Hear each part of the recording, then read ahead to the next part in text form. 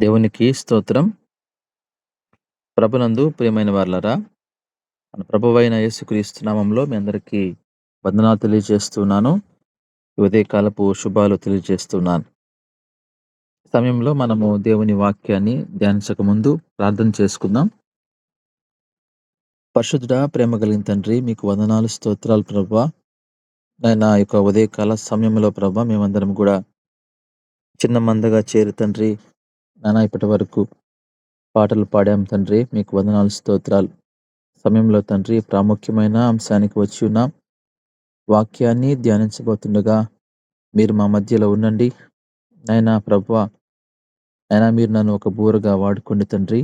వాక్యం వింటున్న ప్రతి ఒక్కరు కూడా నాయనా శ్రద్ధ కలిగి వినేటువంటి భాగ్యము, అజ్ఞానము వారికి దయచేయమని తండ్రి, మీరు మాతో సూటిగా స్పష్టంగా వాక్యం ద్వారా మాట్లాడమని చేరి వచ్చినటువంటి ప్రతి బిడ్డను మీరు దీవించమని యేసుక్రీస్తు నామంలో అడిగి పెట్టుకుంటున్నాను తండ్రి.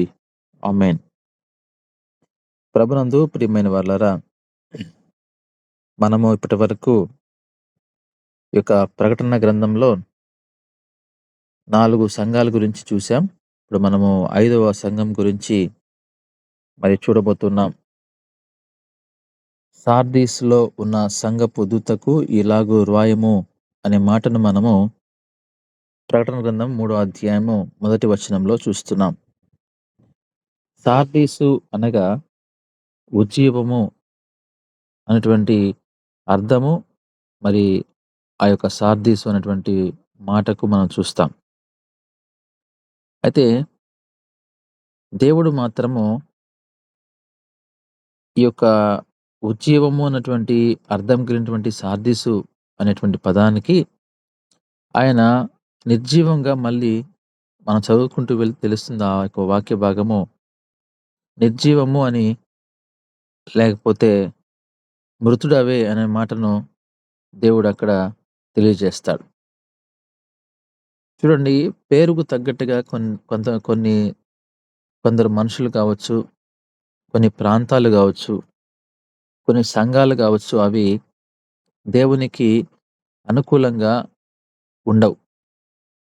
పేరేమో మంచి పేరు పెట్టుకుంటారు, ప్రవర్తనేమో ఆ పేరుకు వ్యతిరేకంగా ఉంటుంది. ఇది మనం కూడా గమనిస్తూ ఉంటాం. ఆ పేరు చూసినప్పుడు మనం సంతోషిస్తాం, చక్కని పేరు పెట్టుకున్నాడు, బైబిల్ పేరు అనుకుంటాం. కానీ ఆ పేరుకు తగినటువంటి ప్రవర్తన ఆ వ్యక్తిలో ఉండదు. కొన్ని ఊర్లకు కూడా మంచి పేర్లు మనం చూస్తాం. అయితే ఆ యొక్క ఊర్లో ఉన్నటువంటి వారి ప్రవర్తన బట్టి ఆ ఊరికి అసలు ఆ పేరు ఎలా పెట్టారు అనేది కూడా మనం కొన్నిసార్లు మనం దాని గురించి మాట్లాడుకుంటూ కూడా ఉంటాం. అయితే ఈ సార్దీసు పట్టణం కూడా అర్థమేమో మంచి అర్థం, దానికి ఉజ్జీవము అని ఉంది. కానీ దేవుడు మాత్రము ఆ యొక్క సంఘముతో మాట్లాడుతూ నీవు మృతుడవే అనేటువంటి మాటను సంబోధిస్తారు. అంటే మొట్టమొదటి నేను మీకు కొన్ని విషయాలు చెప్తాను ఈ పట్టణం గురించి. ఈ యొక్క పట్టణము పౌలు దీన్ని స్థాపించినట్టుగా, అదే సమయంలో పౌలు శిష్యుడు క్లెమెంట్ అనేటువంటి వ్యక్తిని ఈ యొక్క సంఘంలో ఒక బిషప్‌గా పెట్టినట్టుగా మనం చూస్తాం. చరిత్రలో మనం గమనించినప్పుడు అదే విధంగా తుయతైరా అనేటువంటి సంఘానికి ఇది ఒక 40 కిలోమీటర్ల దూరంలో ఉన్నట్టుగా మనం చూస్తాం. ఈ సంఘాలన్నీ కూడా మనకు టర్కీ అనేటువంటి ప్రాంతంలో మనము ఉన్నట్టుగా మనం మొదట్లోనే చెప్పుకున్నాం. ఆ ప్రాంతంలో నుంచే ఇవన్నీ కూడా కొన్ని కిలోమీటర్ల దూరంలో ఈ సంఘాలను మనం చూడొచ్చు. అయితే ఈ యొక్క సార్దీసు అనేటువంటి ఈ యొక్క పట్టణము ఒక కొండ మీద ఉంటుంది. చాలా ఎత్తు ప్రాంతంలో ఈ యొక్క సంఘము కట్టబడింది. ఈ యొక్క ప్రాంతము కట్టబడింది. అందువలనే అది చాలా సేఫ్టీగా గూడా ఆ ప్లేస్ ఉంటున్నట్టుగా మనం చూస్తాం. ఎప్పుడైతే కొండ మీద ఆ ప్రాంతంలో ఉంటుందో, అన్ని విషయాలకు గూడా కొంత సేఫ్టీగా ఆ ప్రాంతము ఉన్నట్టుగా మనం చూడవచ్చు. అదే సమయంలో ఈ యొక్క సార్దీసు అటువంటి ఈ యొక్క పట్టణంలో చాలా గొప్ప వ్యక్తులు, లేకపోతే గొప్ప సిటీగా దాన్ని పిలుస్తారు. రిచ్ సిటీ అని దాన్ని పిలవడం జరుగుతుంది. అయితే ఎందుకని ఆ విధంగా పిలుస్తారంటే, ఈ ప్రాంతంలో ఫ్రాక్టోస్ అనేటువంటి ఒక నది ఈ పట్టణం గుండా ప్రవహిస్తదంట. అయితే ఈ యొక్క ఫ్రాక్టోస్ నది ఆ ప్రాంతంలో ఆ మట్టి ఏమైతే ఇసుకుంటుందో, ఆ ఇసుకలో బంగారపు పొడి ఉంటుందంట.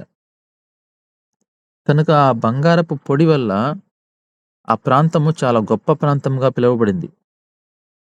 అదే సమయంలో అక్కడ గమనిస్తే మొట్టమొదటిగా ఈ ప్రాంతంలోనే బంగారు నాణాలు గావచ్చు, వెండి నాణాలు గావచ్చు తయారు చేసినట్లుగా చరిత్ర చెప్తూ ఉంది. అదే విధంగా ఈ యొక్క ప్రాంతంలో ఉన్ని వస్త్రాలు గూడా తయారు జేసేవాళ్ళు. అందుకే ఇది గొప్ప ప్రాంతంగా పిలువబడింది. అదే సమయంలో గొప్ప వ్యక్తులు గూడా ఈ ప్రాంతంలో నివసిస్తున్న వారందరూ గూడా మంచి ధనము కలిగిన వారుగా మనము చూడవచ్చు. అదే సమయంలో ఈ యొక్క సార్దీసు అనేటువంటి ఈ ప్రాంతంలో ఒక మంచి వ్యాపార కేంద్రంగా గూడా ఉండేది. ఎందుకంటే బంగారము, వెండి ఈ యొక్క కాయిన్స్ అక్కడ తయారు జేస్తారు. అదే సమయంలో ఆ వస్త్రాలు గూడా చాలా కాస్ట్‌లీ వస్త్రాలు అక్కడ తయారు జేస్తారు గాబట్టి, ఇదొక వ్యాపార స్థలంగా గూడా ఆ పట్టణము అనేది పిలువబడేది. అదే సమయంలో కొన్ని ఆ సమాధులు ఉన్నటువంటి ఆ యొక్క ప్రాంతం ఏమైతే ఉందో, మనం అంటాం గదా! సమాధుల తోట అంటాం గదా! అది చాలా పెద్దదిగా ప్రపంచంలోనే చాలా పెద్దది సమాధుల తోట ఆ ప్రాంతంలో ఉన్నట్టుగా మనం చూస్తాం. కొన్ని సమాధులు గూడా అక్కడ బంగారంతో చేయబడిన సమాధులు గూడా ఉన్నాయి అనేటువంటిది గూడా వినడం జరిగింది. ఇటువంటి గొప్ప ప్రాంతం ఇది. అయితే ఈ ప్రాంతంలో గూడా ఒక దేవతను వాళ్ళు పూజించేవారు. సిబిలి అనేటువంటి ఒక దేవతను వారు ఆరాధిస్తూ వారు బ్రతుకుతున్నట్టుగా మనము మరి కామెంటరీస్‌లో చరిత్రలో మనం చూడొచ్చు. కనుక ఇటువంటిది ఈ ప్రాంతం. ఈ ప్రాంతం యొక్క చరిత్ర నేను కొంతవరకు తెలుసుకున్నది నేను మీతో పంచుకుంటున్నా. అయితే మనం వాక్య భాగంలోకొచ్చినప్పుడు సార్దీసులో ఉన్న సంఘపు దూతకు ఇలాగు వ్రాయుము. 7 నక్షత్రములు దేవుని 7 ఆత్మలను గలవాడు చెప్పు సంగతులేవనగా, నీ క్రియలు నేనెరుగుదును.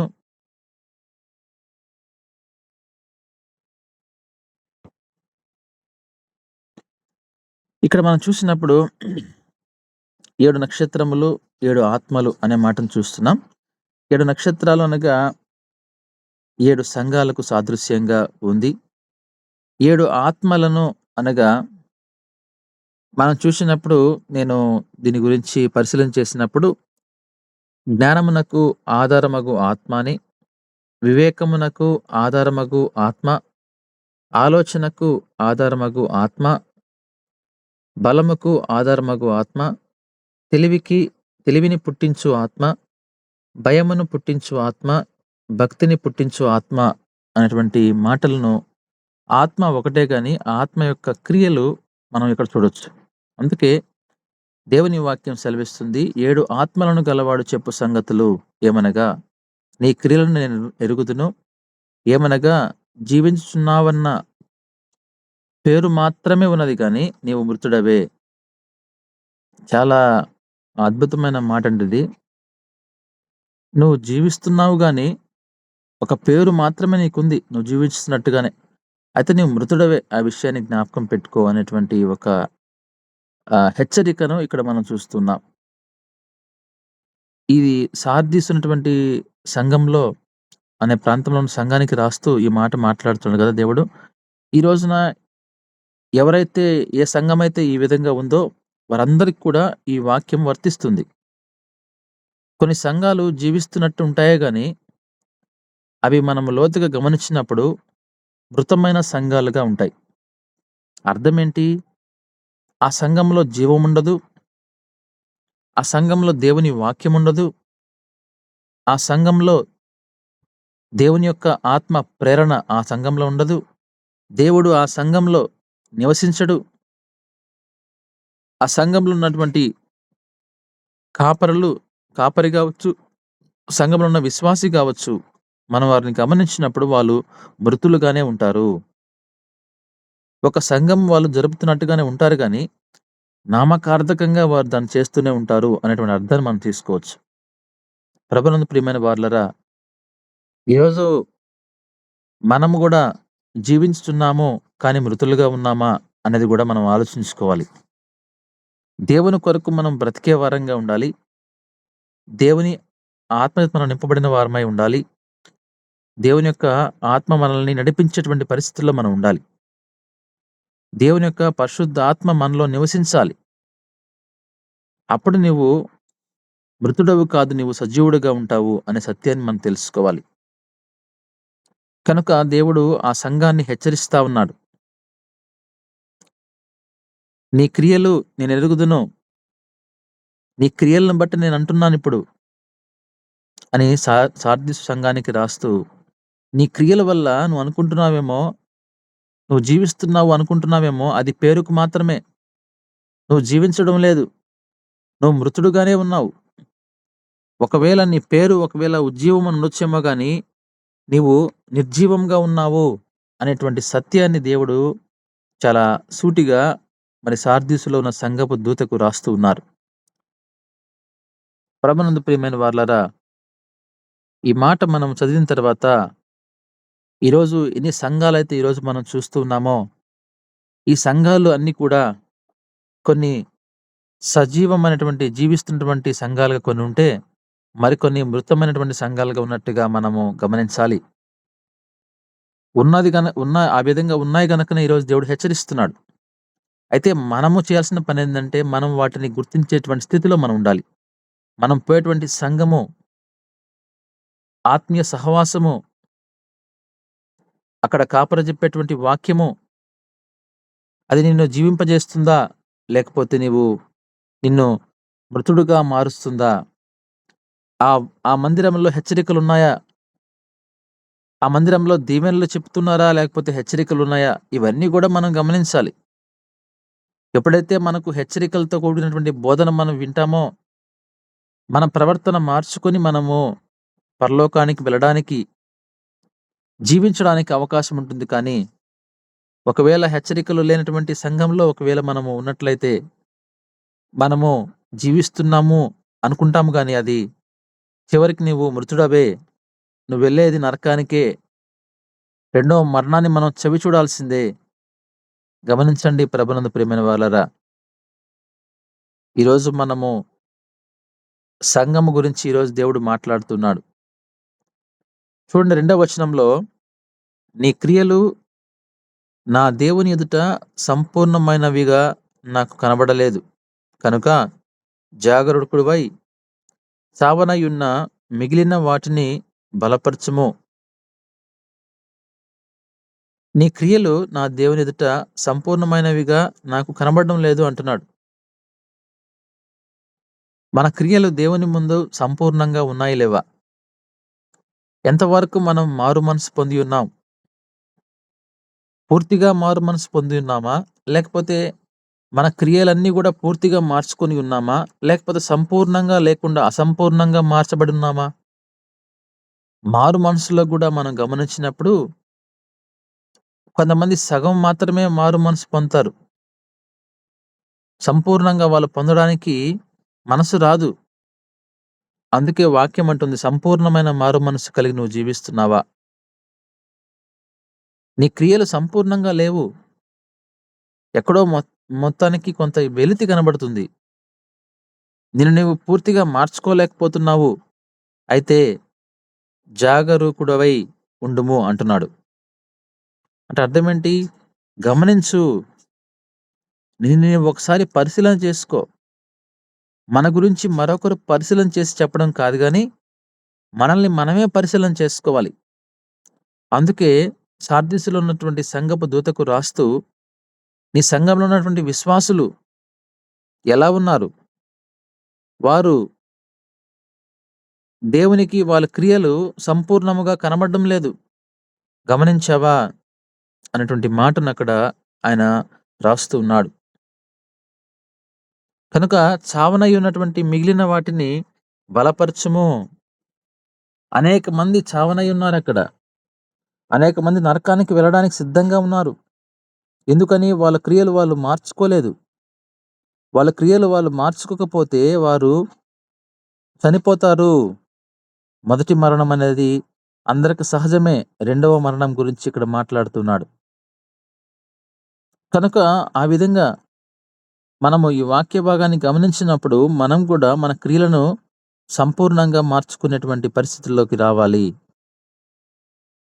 కొంత దేవునిలో, మరికొంత లోక సంబంధంగా. లోక సంబంధమైన ఆచారాలు, లోక సంబంధమైనటువంటి వ్యవహారాలు, లోక సంబంధమైనటువంటి పనుల్లో నిమగ్నమై మళ్ళీ దేవుని యొక్క మందిరానికి రావడం, దేవుని వాక్యాన్ని వినడం అది సంపూర్ణమైన క్రియలు కాదండి. అటువంటి వారికే దేవుడు ఈ మాటను రాస్తూ ఉన్నాడు. జాగ్రత్త, నీ క్రియలు ఇంకా సంపూర్ణము కాలేదు. అందుకే ఆయన అంటాడు, దేవుణ్ణి ఆరాధించేవారు పూర్ణ హృదయముతో అంటాడు. ఆ మాటను గమనించండి. పూర్ణ ఆత్మతో, పూర్ణ బలముతో ఆరాధించమని చెప్తాడు. కారణం ఏంటి? ఆయనకు సగము ఆత్మ, సగము బలముతో ఆరాధించడం ఆయనకి ఇష్టం లేదు. ఆయన సంపూర్ణుడు. మనం ఆయన్ని సంపూర్ణంగా, పూర్ణ హృదయముతో మనం ఆయన్ని ఆరాధించాలి. అందుకే ఆయన సంపూర్ణమైనవి లేదు అంటున్నాడు. కనుక ఈరోజు క్రియల గురించి ఆయన మాట్లాడుతున్నాడు. చూడండి 3వ వచనంలో, నువ్వేలాగు ఉపదేశము పొందితివో, ఏలాగు వింటివో జ్ఞాపకం చేసుకొని దానిని గైకొనుచు మారు మనసు పొందుము అనే మాటను ఇక్కడ చూస్తున్నాం. నువ్వు ఏమైతే వింటున్నావో, సంఘంలో సంఘ కాపరి చెప్తున్నటువంటి మాటలు, మారు మనసు నిమిత్తమై ఆయన మాట్లాడుతున్న మాటలు, లేకపోతే ఒకవేళ దేవుని వాక్యం నీతో గద్దించినప్పుడు, నీతో స్పష్టంగా సూటిగా మాట్లాడినప్పుడు, ఆ యొక్క వాక్యాన్ని విన్నప్పుడు, ఆ ఉపదేశాన్ని విన్నప్పుడు నువ్వేం చేయాలా? ఆ ఉపదేశాన్ని జ్ఞాపకం చేసుకోవాలా. ఆ వాక్య భాగాన్ని నెమరు వేసుకుంటూ ఉండాల. నెమరు వేసుకుంటూ ఉంటూ మారు మనసు మనం పొందాలి. గైకొనుచు మారు మనసు పొందుము అంటున్నాడు.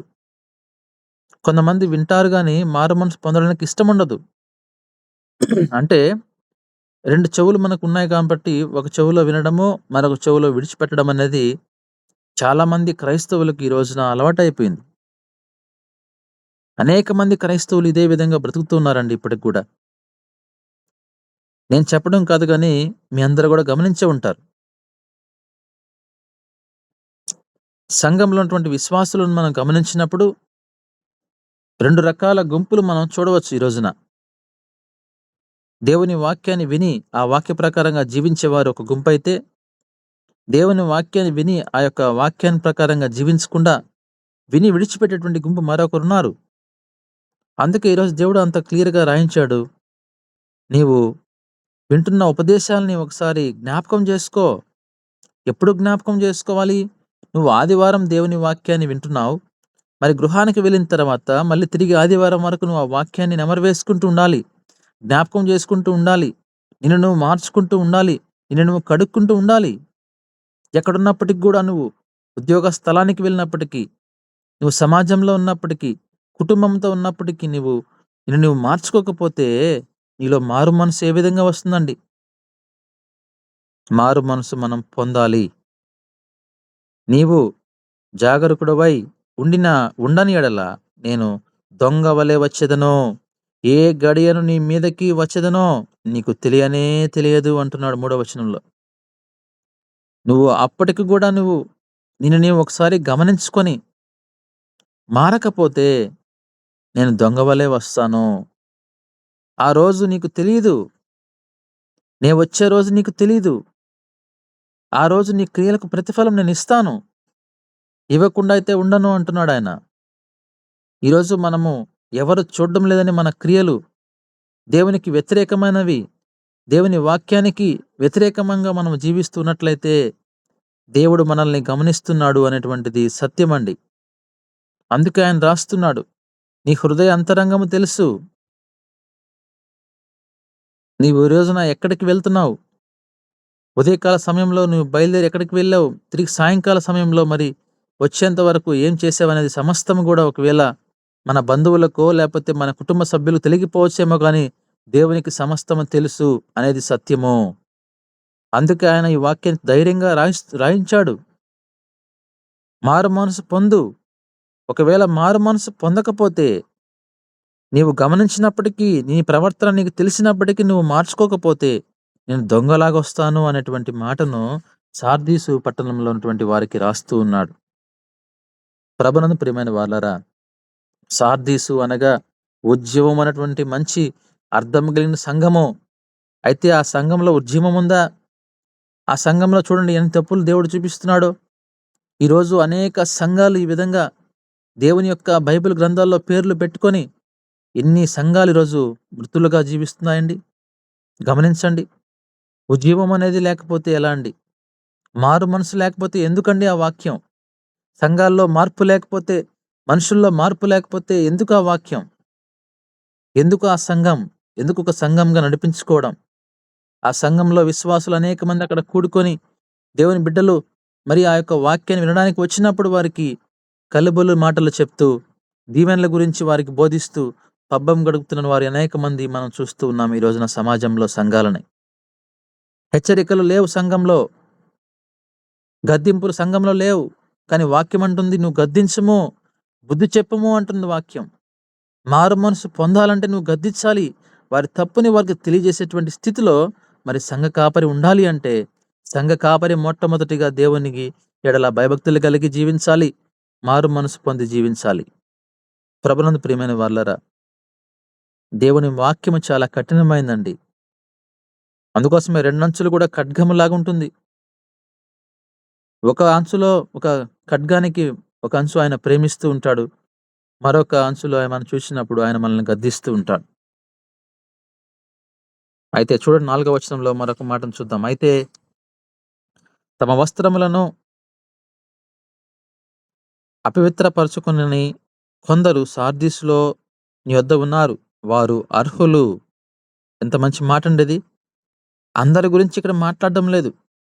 ఈరోజు ఎవరైతే వాక్యాన్ని వింటున్నారో అందరి గురించి కదా ఈ మాటలు మాట్లాడేది దేవుడు. కొందరుంటారు అపవిత్రంగా.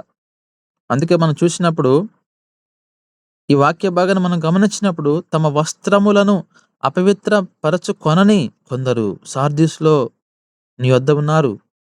చూసారా? అపవిత్ర పరచుకున్నటువంటి హృదయం కలిగిన వారు. వస్త్రములు అనగా జాగ్రత్తగా జీవించేవారు.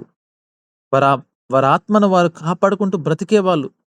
వాళ్ళ యొక్క ప్రతి అవయవాన్ని దేవుని కొరకు కాపాడుకుంటూ బ్రతికేవారు. ఎక్కడ పనిచేస్తున్నప్పటికీ కూడా, ఏ ఉద్యోగంలో ఉన్నప్పటికీ, ఏ ప్రాంతంలో ఉన్నప్పటికీ, ఎక్కడున్నప్పటికీ దేవునికి మహిమకరంగా వాడబడేవారు వీళ్ళందరూ కూడా.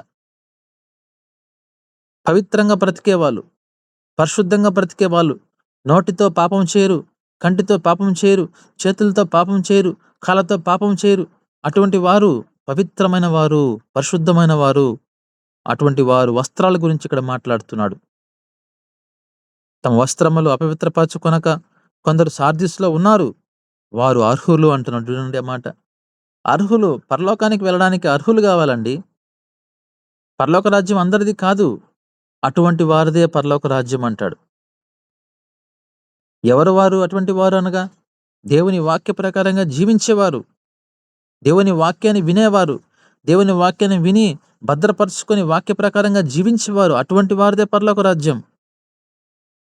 కనుక తెల్లని వస్త్రములు ధరించుకొని నాతో కూడా సంచరించెదరు.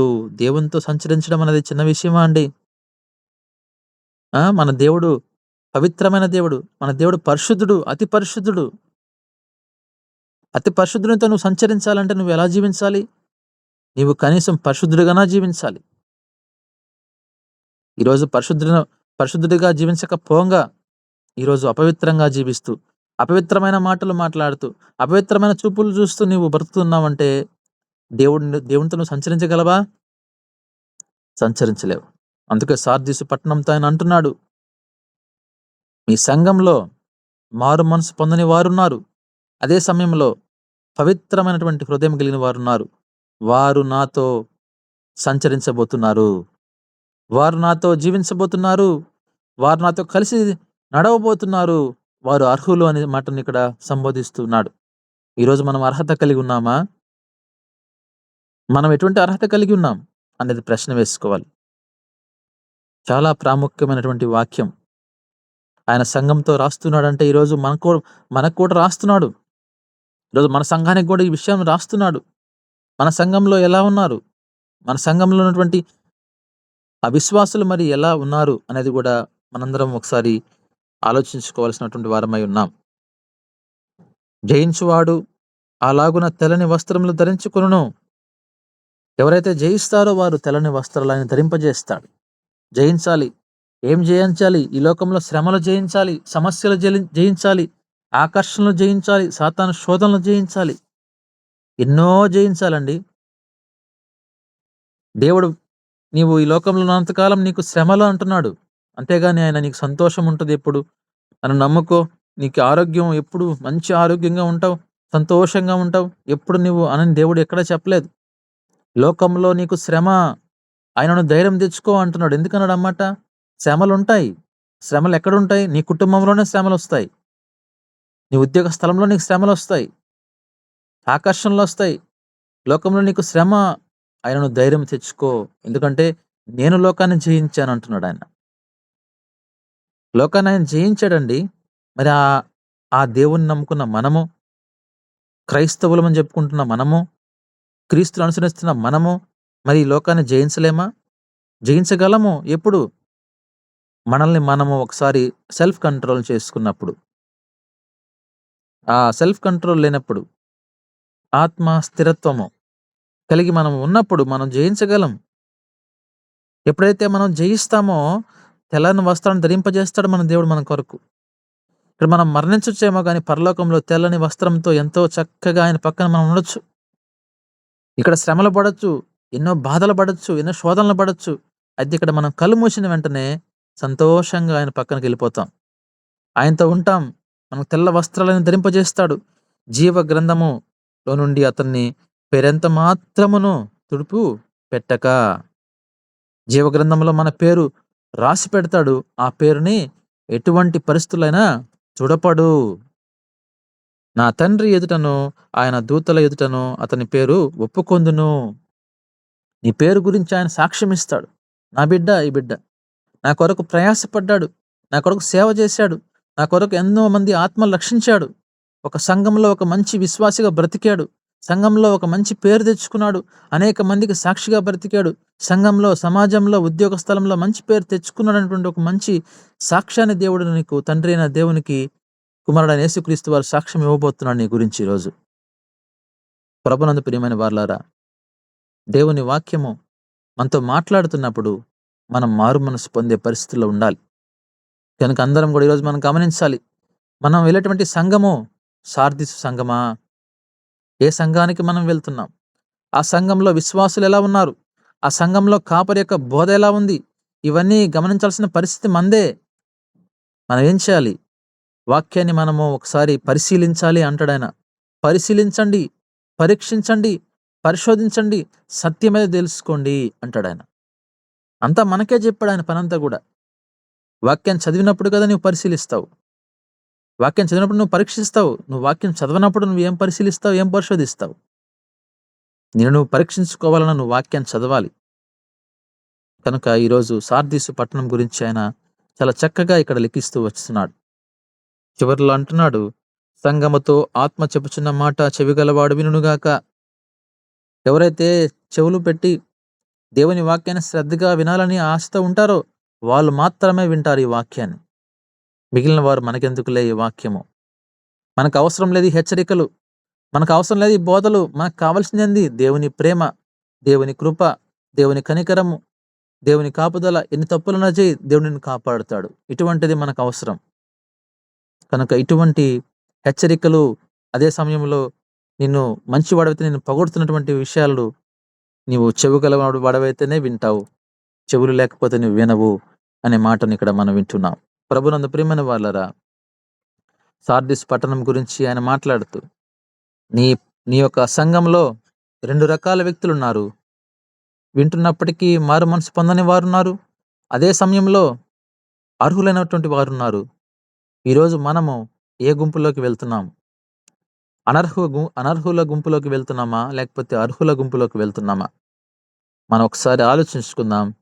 దేవుడు మనల్ని అర్హులైన గుంపులోకి మనల్ని దేవుడు చేర్చాలని, అటువంటి కృప మీ అందరి మీద, నా మీద, మన మీద ఉండాలని ఈ వాక్యాన్ని ఇంతటితో ముగిస్తున్న దేవుడు ఈ పరిశుద్ధ వాక్యాన్ని మన హృదయంలో భద్రపరిచి దీవించునుగాక.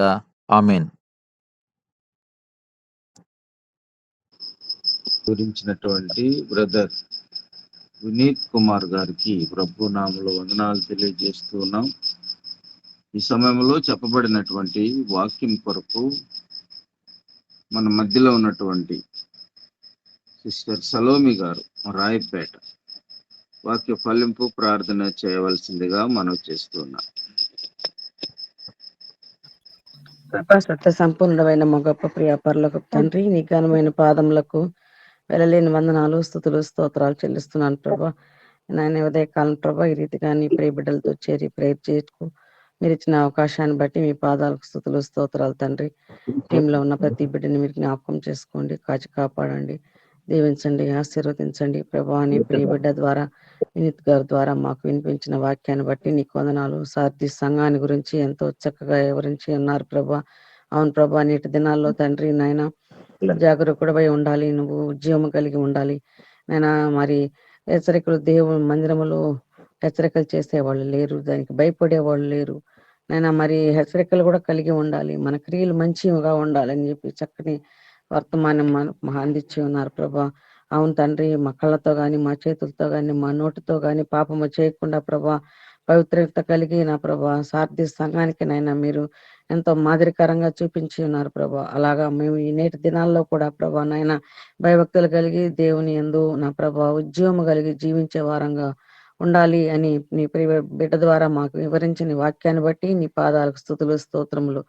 ఈ పాడైన లోకంలో మేము జీవిస్తున్నాం కనుక తండ్రి నైనా విశ్వాస వీరులుగా ఈ లోకంలో జీవించే భాగ్యం ప్రతి బిడ్డకి మీరు అనుగ్రహించమని నీ చేతులకు అప్పగిస్తున్నాను దేవా. నా తండ్రి సాతానుడైతే నైనా పరిపరి విధాలుగా నైనా మనుషుల్ని నైనా మరి మభ్య పెడుతూ ఉన్నాడు కనుక అటువంటి వాటిలో ఉండకుండా ప్రభా నైనా కడవరి దినాల్లో ఉన్నాం కనుక అలర్ట్ గా ఉండటకు సహాయం దయచేయమని ప్రార్థిస్తున్నాను తండ్రి. నైనా ప్రతి బిడ్డలో ఉన్నటువంటి లేజితనాన్ని మీరు తీసివేసి నైనా ఉద్యోగంగా కలిగి ఉండటకు సహాయం దయచేయండి. పవిత్రమైన చేతులు ఎత్తుకొని పరిశుద్ధంగా ప్రభా నిన్ను స్తుతించి ఆరాధించే వారంగా ఈ లోకంలో ఉండటకు సహాయం దయచేయండి నాయన. నీ వందనాలు, స్తుతులు, స్తోత్రములు తండ్రి ప్రభా. మరి నాయన మా క్రియలు మంచిగా ఉండటకు సహాయం దయచేయండి, విశ్వాస వీరులుగా ఉండటకు సహాయం దయచేయమని నీ చేతులకు అప్పగిస్తూ ఉన్నాను. మన తండ్రి నైనా చెప్పబడిన వాక్యము ప్రతి బిడ్డ హృదయంలో ఫలించులాగున సహాయం దయచేయమని నీ చేతులకు అప్పగిస్తూ ఘనత మహిమ ప్రభావం పొందిన అర్హుడ గొప్ప దేవాతి దేవుడు అని యేసుక్రీస్తు పరిశుద్ధమైన నామములో స్తోత్రం చెల్లించి ప్రార్థించి అడిగి వేడుకొంచున్నాను తండ్రి. ఆమేన్. ఆమేన్. ఆమేన్. ఆమేన్. ఆమేన్. వాక్య